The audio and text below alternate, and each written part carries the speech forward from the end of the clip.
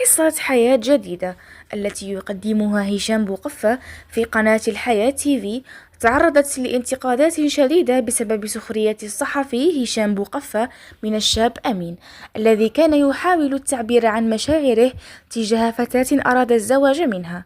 في لحظة كان من المفترض أن تكون تعبيرا عن الفرح والأمل، تحول أمين إلى موضوع سخرية بسبب لباسه وطريقة تعبيره.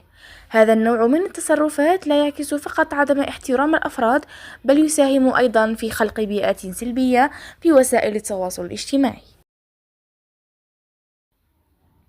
بالنسبة للناس اللي ما شافوش الحصة، الصحفي هشام بوقفة دار سلوك أغضب كامل الجزائريين. السيد أمين كان يحكي وهو يقلب له في جيبه، قال له علاش عندك زوج بريكات، من بعد قال له من فوق كلاسيك وتحت قاشر تاع رياضة. هذاك راهو ضيف عندك، مفروض تحترمه ماشي تضحك عليه. بس شوف انت، شوف من الفوق راك كلاسيك، بصح في التقاشر اللي تحت هذيك النايك تعرف جاي يدير فوتينغ. صح. بغيت نسقسيك في حاجه. واش كاين؟ وانت ثاني تعرفي بها وهضري الصح. اسكو كاش ما قصرت معك في حقك؟ واش قصرت معايا في حقي؟ انت واك من العائله ماشي من العائله، واش قصرت معايا في صح. حقي؟ قولي الصح، قولي صح في اي تبقى في رقبتك الى يوم الدين. ورانا حاكمين طريق مستغالين، ماناش عارفين نروحنا الا نوصلوا ولا لا. هذا كاع كلشي واش كاين؟ ماناش عارفين الا نوصلوا ولا لا. في رقبتك قولي الصح. ما وقفتش معاك ياك احتراما للشخص اللي واقف حداك. انا معليش راني جايك دنيا دقيقه بصح انا حاب نعرف برك حاجه، برك فهمني حاجه. هذا بريكي صبر دقيقه ما تخافش. لا مانيش خايف. وهذا زوج، علاه عندك زوج بريكيات؟ لا صافي الاخرى حبست ما ترميهاش كي حبست بصح. شو نسيتها وراي اللي حبست دوكا. وراي اللي تمشي بالراحه والله بهذا الوالد. وهذه تمشي هذه هذه ولا غندير سوفونير تاع العزيز امين ديال سوفونير هذه الله يحفظك. راني جايك امين صح. دقيقه برك سامحيني ولا. أصدقاء أمين ردوا بشكل قوي على الصحفي، حيث عبروا عن دعمهم له وأكدوا أن السخرية التي قد تعرض لها غير مبررة. كانوا متضامنين معه واعتبروا أن مثل هذه التصرفات لا تعكس قيم المجتمع، كما أنهم دعوا لاحترام المشاعر الآخرين وعدم الاستهزاء بهم، خاصة في مواقف حساسة.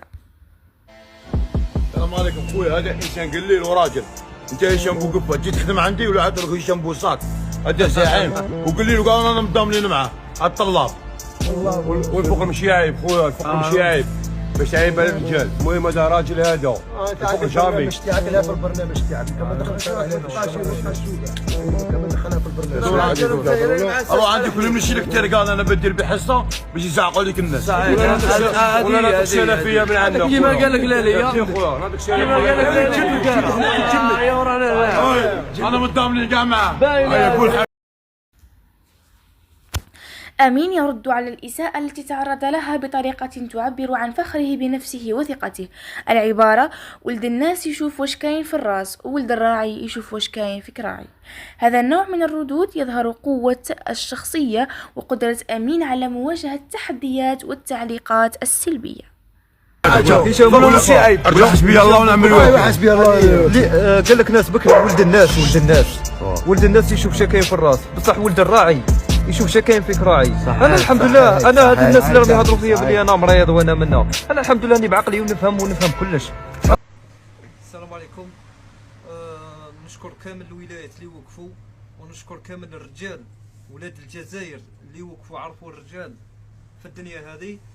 وداك هشام بوقفة باش نقولوا ربي يهديك،